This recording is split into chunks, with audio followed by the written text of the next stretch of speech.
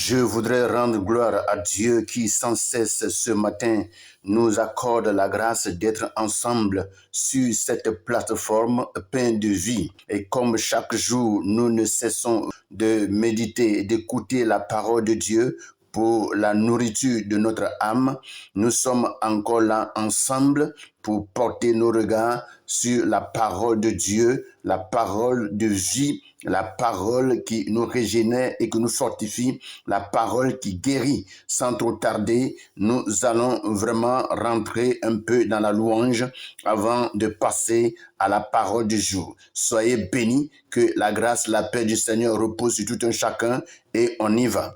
Je n'ai rien à perdre, tu m'as tout donné. Je n'ai rien à craindre parce que tu m'as tout donné. Jésus, tu m'as tout donné. Sauveur, tu m'as tout payé. Merveilleux Jésus, tu m'as tout donné. Tu m'as donné la joie, tu m'as donné la vie. Je n'ai plus rien à craindre, tu m'as tout donné. Wonderful Jesus, powerful Jesus. Jésus, ton nom est merveilleux. Mon sauveur, ton nom est merveilleux. Adonai, ton nom est merveilleux. Tout puissant, ton nom est merveilleux. Mon sauveur, ton nom est merveilleux. Jésus, ton nom est merveilleux. Jésus, ton nom est merveilleux. Adonai, ton nom est merveilleux. Oh mon guide, ton nom est merveilleux. Ma lumière, ton nom est merveilleux. Mon protecteur, ton nom est merveilleux. Mon assurance, ton nom est merveilleux. Jésus, ton nom est merveilleux. Jésus, ton nom est merveilleux. Tu m'as donné la vie que je cherchais. Tu m'as donné la paix que je cherchais. Tu m'as donné les enfants que je voulais. Tu m'as donné la famille que j'ai tant cherché. Jésus, ton nom est merveilleux. Yahweh, ton nom est merveilleux. Adonai, ton nom est merveilleux. Tu m'as donné les faits que je cherchais. Tu m'as donné la vie que je cherchais. Tu m'as donné la famille que j'ai tant cherché. Dieu tout-puissant, ton nom est merveilleux. Mon frère, ma soeur, pourquoi t'inquiètes-tu? Jésus est capable de te donner plus que ce que tu demandes. Il est merveilleux.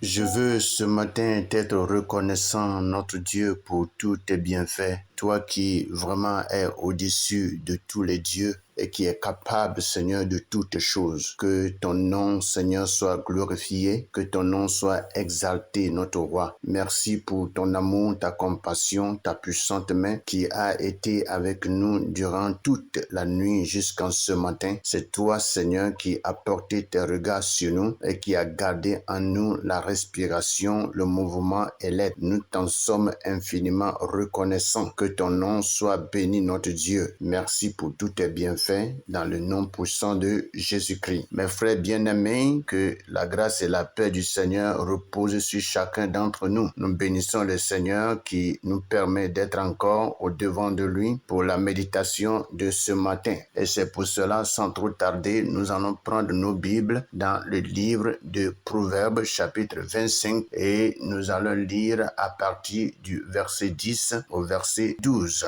Et je lis rapidement dans la version Louis II. Il est écrit: de peur qu'en l'apprenant, il ne te couvre de honte et que ta mauvaise renommée ne s'efface pas. Comme des pommes d'or sur des ciselures d'argent, ainsi est une parole dite à propos. Comme un anneau d'or et une parure d'or fin, ainsi pour une oreille docile, le sage qui réprimande. Voici un peu la parole que le Seigneur nous donne et nous donne dans le livre de Louis II et que nous allons en réalité méditer tout à l'heure. Et nous passons rapidement à la version français courant. Je lis les mêmes passages dans le français courant, c'est-à-dire Proverbes chapitre 25 à partir du verset 10 au verset 12. Il est écrit: sinon, quelqu'un peut t'entendre te le reprocher et tu ne pourras plus revenir sur ton indiscrétion. Une parole bien tournée est aussi précieuse qu'un objet en or avec des motifs d'argent.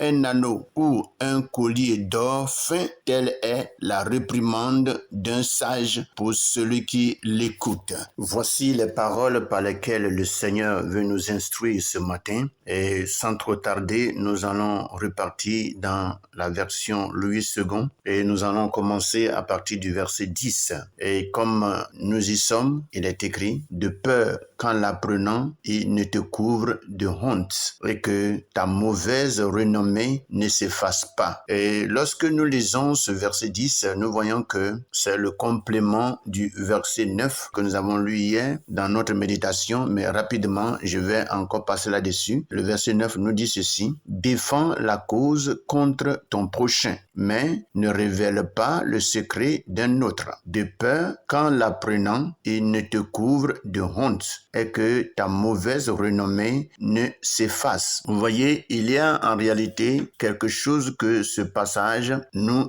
apprend. Il faut dire que ce passage nous apprend la discrétion. Il y a en réalité pour nous les chrétiens de vivre dans la discrétion parce que le bavardage ne peut vraiment pas nous aider. Lorsque vraiment quelqu'un est discret et que tu ne parles pas beaucoup et tu gardes beaucoup vraiment de secrets, surtout de bons secrets, parce que il y a de bons secrets à garder et il y a de mauvais secrets. Quand on parle de bons secrets, en réalité, lorsque il s'agit de quelque chose qui va détruire ta vie, qu'il ne faut pas déclarer, alors il faut se taire là-dessus. Ou soit quelque chose que tu vas déclarer et qui va toucher la vie de quelqu'un et détruire la vie de ce dernier, il est mieux de ne pas en parler. Mais lorsque c'est quelque chose qui a été mauvais, c'est-à-dire quelque chose de mauvais qui a été fait, mais en secret et qui pouvait aussi nuire la vie de quelqu'un, voyez, ce tel secret, il n'est pas bien de le garder. Il est mieux de dénoncer ce qui est mauvais pour que ce qui est mauvais soit corrigé, pour que plusieurs en soient sauvés. Alléluia. Comme nous sommes en train de le lire, il est dit que de peur qu'en l'apprenant, il ne te couvre de honte et que ta mauvaise renommée ne s'efface. Je vais un peu plus haut et dit: défends la cause contre ton prochain, mais ne révèle pas le secret d'un autre. Il est dit dans le français courant: si tu as un différend avec ton voisin, règle-le avec lui, mais ne révèle pas ce qu'un autre a pu te confier. Lorsqu'on te confie quelque chose, c'est-à-dire que c'est quelque chose que tu dois garder précieusement pour ne pas que cela sorte et que cela ne détruise la vie de quelqu'un. Et comme nous y sommes, je crois que nous comprenons bien ce que je suis en train de dire. La discrétion est vraiment un trésor dans la vie du chrétien. La discrétion est vraiment un trésor dans la vie de l'homme. Et quiconque en réalité vit dans la discrétion vraiment possède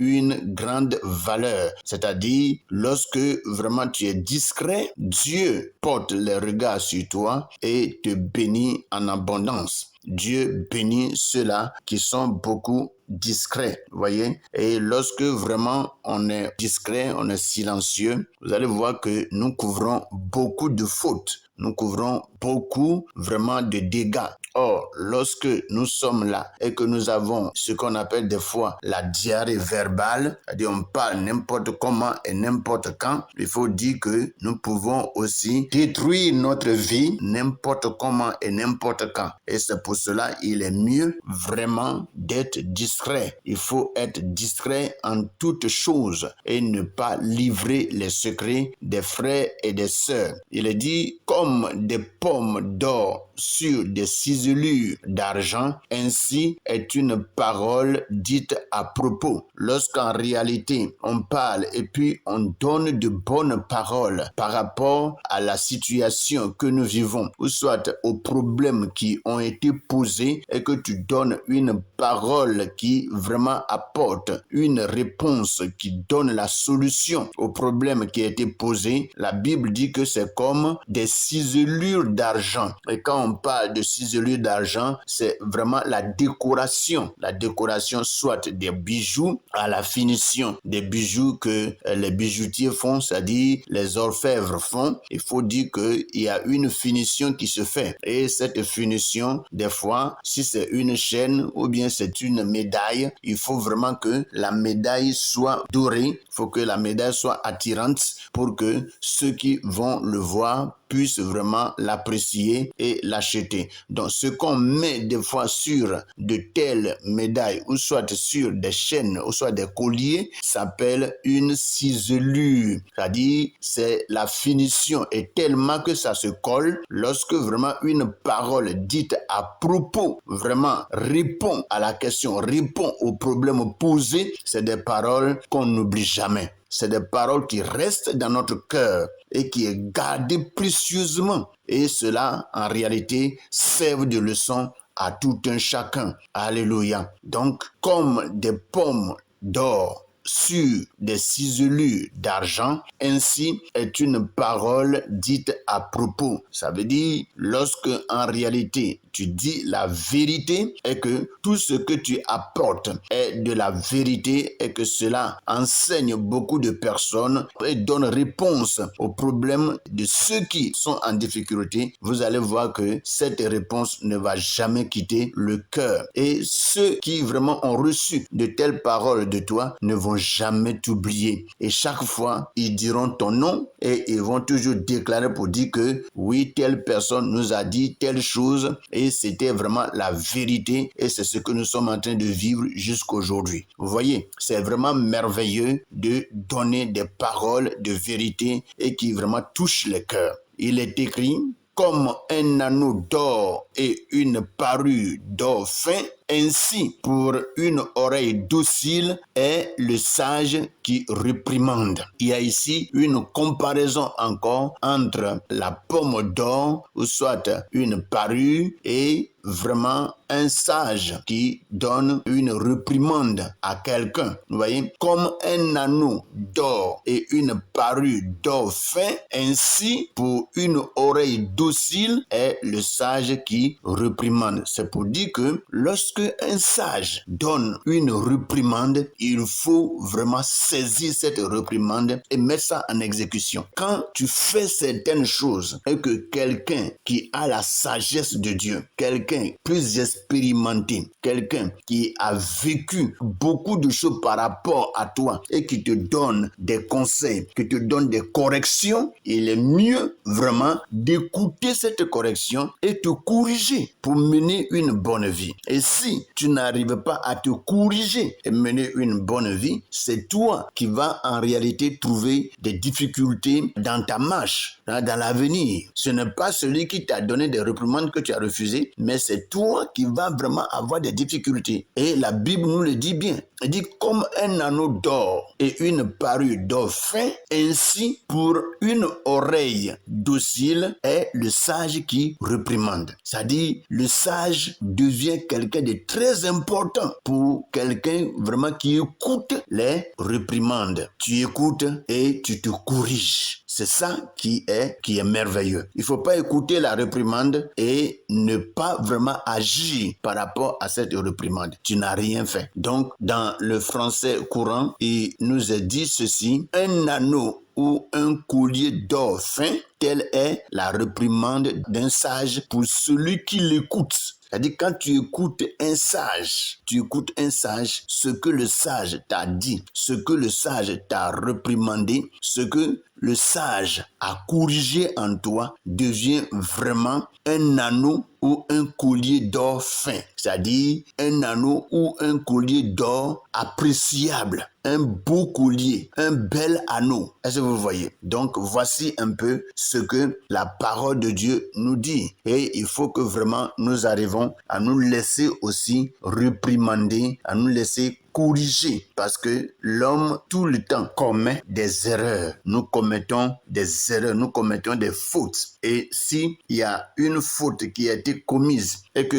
quelqu'un plus sage a vu cela et il a dit que mon frère, cette manière d'agir n'est pas bonne, il faut vraiment que nous parvenons à nous corriger. Une parole bien tournée est aussi précieuse qu'un objet en or avec des motifs d'argent. Une parole bien tournée est précieuse. Lorsque vraiment nous voulons parler, nous voulons dire quelque chose, il faut vraiment que nous pensons à ce qui va sortir de notre bouche. Il faut que nous réfléchissons et que nous tournons notre langue, comme on le dit très souvent, tourner la langue 7 fois avant de parler. Parce que des fois, il y a des gens qui parlent et ce qu'ils disent des fois, c'est des injures sans qu'ils ne sachent. Et c'est des paroles qui découragent. C'est des paroles vraiment qui donnent la tristesse. C'est des paroles qui abattent.